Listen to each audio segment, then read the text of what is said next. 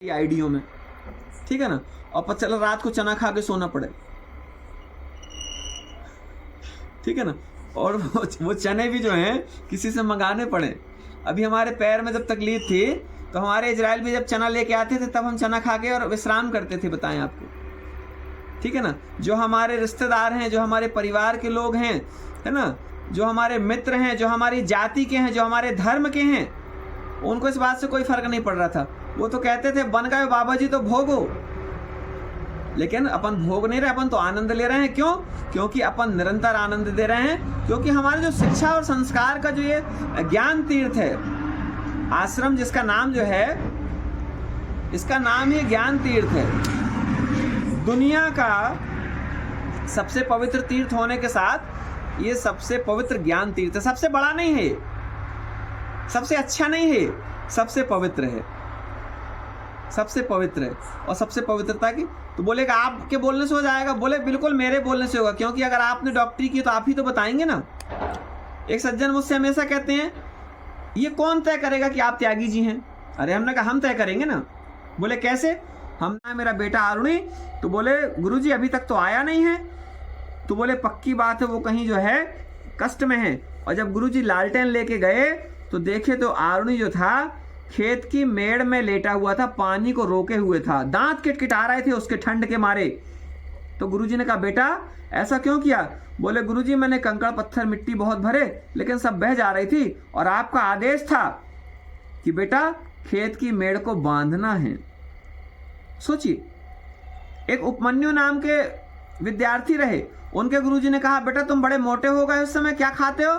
बोले गुरुजी गाय चराने जाता हूं तो वहीं उसका गाय का दूध पी लेता हूं, भूख लगती है। बोले तो बछड़ा क्या पिएगा? तो बोले गुरुजी गलती हो गई, अब कल से नहीं पीऊंगा। कुछ दिन बाद 15 दिन बाद बोले अभी भी तुम मोटे हो बेटा? बोले अब? तो बोले बछड़ा जो जुगाली करता, फेन निकलता, वो पी लेता हूं, वो खा लेता हूं। बोले मतलब तुम बछड़े का हिस्सा फिर से मार रहे हो? पत्ते तोड़ने लगे, पत्ते। भाई आप चाहते कि मेरा बेटा मेरे जैसे हो, आप चाहते कि मेरा बेटा मुझसे भी अच्छा हो, तो उसके लिए करना क्या पड़ेगा? आप उसको, आप इनको जानते हैं जो साउथ में एक सदगुरु हैं, ईसा फाउंडेशन। ईसा फाउंडेशन जो है उनने अपनी बेटी को कहा कि बेटी, बचपन से उनने बताया कि मैं 2.5 साल की बच्ची थी तो तब से मैं इसको अपने साथ में स्टीयरिंग के साथ में लेके घूमा करता था। तो बच्ची ने कहा कि पापा जी आप सबको नॉलेज देते हो, मुझे कुछ नहीं आप बोलते हो कभी। बोले बेटा तेरी ट्रैवलिंग तेरे लिए नॉलेज है, तू जो रोज कर रही है ना वही तेरे लिए नॉलेज है। तू गरीब से गरीब परिवार में भी जाकर के जो है मैनेज कर लेती है, तू बड़े से बड़े घर में जाकर भी मैनेज कर लेती है, तेरे को खाना नहीं मिलता तो भी तू मैनेज कर लेती है, तुझे अच्छा मिलता तो भी मैनेज कर लेती है। ये जो मैनेजमेंट है ना, इस मैनेजमेंट बड़ी पवित्र आत्माएं हैं माता जी लोग और जितने लोग भी इस टीम में हैं। तो बहुत अच्छा लग रहा था। और एक बालक था, 7वीं पढ़ता भैया ना, भांजा, 7वीं का एक बच्चा हमारी बात सुन रहा था, इजराइल भैया का भांजा। देखो उसने कितनी बात समझी, क्या किया आखिरी में जाते समय मालूम क्या बोला? बोले महाराज जी मेरे को भी बहुत अच्छा लगा। अब ये समझिए, जबकि हमने उसको कहीं संवाद में शामिल नहीं किया था, लेकिन वो सारी बातों को बड़े ध्यान से सुन रहा था। तो बच्चा है इनका, इजराइल भैया का भांजा है, तो उसने कहा जाते समय कि महाराज जी मुझे बहुत अच्छा लगा। अब बताइए, आप लोग वहां बैठे हैं, मैं यहां बैठा हूं, और हमारे आपको संवाद को देख करके उस बच्चे को जो है और बहुत अच्छा लगा। तो बहुत अच्छा क्या लगा? वो उसके अंदर पूरी जो उसकी किरणें जा रही थी वो अच्छा लग रहा है। क्योंकि मेरे पास माता जी भीड़ नहीं है और ना मैं भीड़ चाहता हूं। मेरे पास सुपीरियर लोग हैं, क्रीमी लोग हैं, परफेक्ट लोग हैं, ठीक है ना। क्योंकि क्या है कि जब आपके पास परफेक्ट लोग होंगे, वही वाली बात अभी अपन ने की तो फेसबुक में 5000, अभी हमारे पास हम देखेंगे अगर तो कपड़े पहनने पड़ेंगे। जिस समाज में हमारे कपड़े हमारे तन को ढकने के लिए होते थे, उसी समाज में हम लोगों को बोला गया कि बेटियों को सबसे ज़्यादा जो है बेटियों को बोला जाता है ना। और हम लोग जो है कहीं ना कहीं इस पर अमल भी करते हैं, क्योंकि अच्छे स्कूल में एडमिशन कराना है तो हाफ स्कर्ट वाले स्कूल में भेजना पड़ेगा। क्यों भेजना पड़ेगा? हमको इस पर भी लड़ाई लड़नी पड़ेगी। अगर हम इसको स्वीकार करते हैं तो हम भी इसके जो हैं शत्रु हैं, हम भी समाज के शत्रु हैं, चाहे वो कोई भी हो, मैं ही क्यों ना हूं। क्योंकि भोजन, शिक्षा और पहनावा, इनके साथ नहीं छलावा। अगर आप कचड़ा भोजन खाएंगे, जैसा खाएं अन्न वैसा रहे मन, तो पहनावा आपका जैसा होगा वो कहीं ना कहीं आपको जो है, आपको वैसे आचरण पर जो है डाइवर्ट करेगा, आपको उस आचरण की ओर जो है वो प्रेरित करेगा। यदि आप जो है, अब गाय क्या खाएंगी, देखिए परीक्षा ये होती है, और पत्ते भी खाना बंद कर दिया, धीरे धीरे उसको दिखना बंद हो गया। एक दिन गाय चरा के लौट रहा था, एक कुएं में गिर गया। जब कुएं में गिर गया तो गुरुजी को याद आई, तो बोले मेरा बच्चा कहाँ गया, उपमन्यु कहाँ गया। तो गुरुजी ढूंढने निकले, आवाज दे रहे थे, बेटा उपमन्यु तुम कहाँ हो, बेटा उपमन्यु तुम कहाँ हो। तो उसने बताया, गुरुजी मैं इस कुएं में गिर गया हूँ धोखे से। ये नहीं बताया कि तुम्हारे चक्कर में गिर गए गुरुजी, और नहीं तो जो है हमको दूध पीने को मना कर दिए थे, पत्ते खाने को मना कर दिए, अब तो हम आपके पास रहेंगे नहीं। बोले गुरुजी वो क्या हुआ, धोखा हो गया कि मैं यहाँ पर जो है गिर गया। गुरुजी ने कहा कोई बात नहीं, और गुरुजी ने धन्वंतरी को बुलाया, और धन्वंतरी आए, और धन्वंतरी वैद्य ने उनकी जो है उनको कहीं ना कहीं नेत्र दिए। और उसके बाद में जब वो बाहर निकले और बोले कि धन्य ऐसे शिष्य को।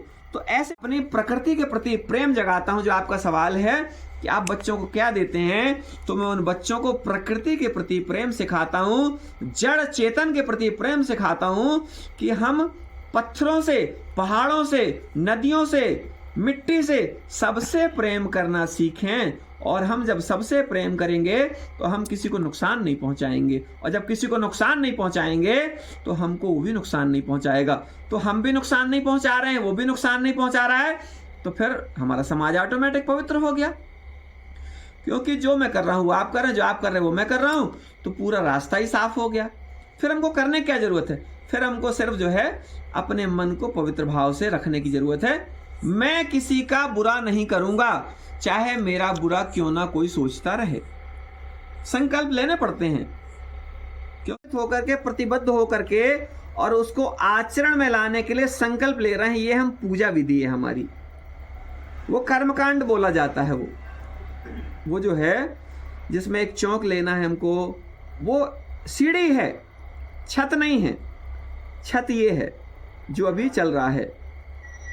आप अगरबत्ती जलाइए, दीपक जलाइए, बहुत अच्छी बात है, हवन करिए, करना चाहिए, लेकिन हम ये ना मान बैठे कि हमने ये कर लिया तो सब। क्योंकि 3 पैटर्न हैं हमारे समाज के, जो सबसे महत्वपूर्ण पैटर्न हैं।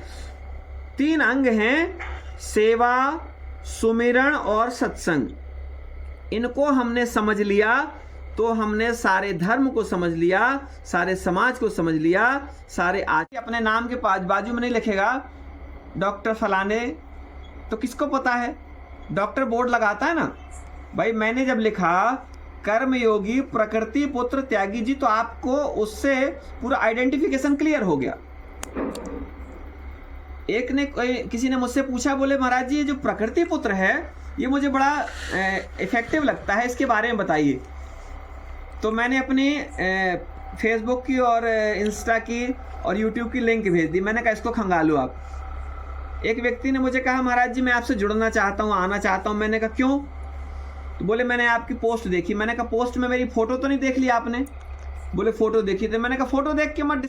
आज बच्चों को बता रहे ना कि महंगी महंगी चीज़ें चाहिए खाने के लिए, महंगी महंगी चीज़ें चाहिए पहनने के लिए, महंगी महंगे उनको जो है, यहाँ तक कि अच्छे बुक्स के कवर भी बड़े स्टैंडर्ड कवर चाहिए, अच्छे स्कूल चाहिए, स्कूलों में पढ़ाई नहीं चाहिए, कोचिंग अच्छी चाहिए। कोचिंग कहाँ चाहिए, जहाँ पर एसी लगा हो।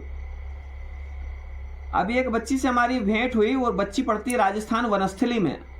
वनस्थली में 800 एकड़ ज़मीन में कॉलेज खुला हुआ है, वहाँ पर सिर्फ लड़कियाँ पढ़ती हैं, आपको जानकारी होगी।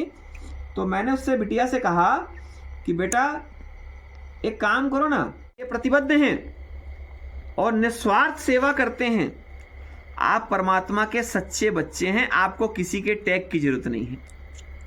ठीक, पहला। दूसरा, यदि आप सेवा में आपका मन लग गया तो ऑटोमेटिक आपके अंदर एक तरंग उठेगी और आप परमात्मा में डूब जाएंगे, अगर आप सच्ची सेवा कर रहे हैं तो। क्योंकि अगर हम सच्ची सेवा नहीं कर रहे हैं तो परमात्मा हमारे इर्द गिर्द कहीं होगा ही नहीं।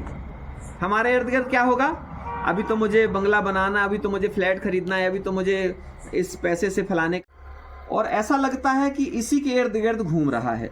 आज देखिए वोट बैंक की राजनीति हो रही है चारों तरफ, ठीक है ना। कोई भी पार्टी हो वो कहीं ना कहीं धर्म को आड़े लेकर के, मजहब को आड़े लेकर के।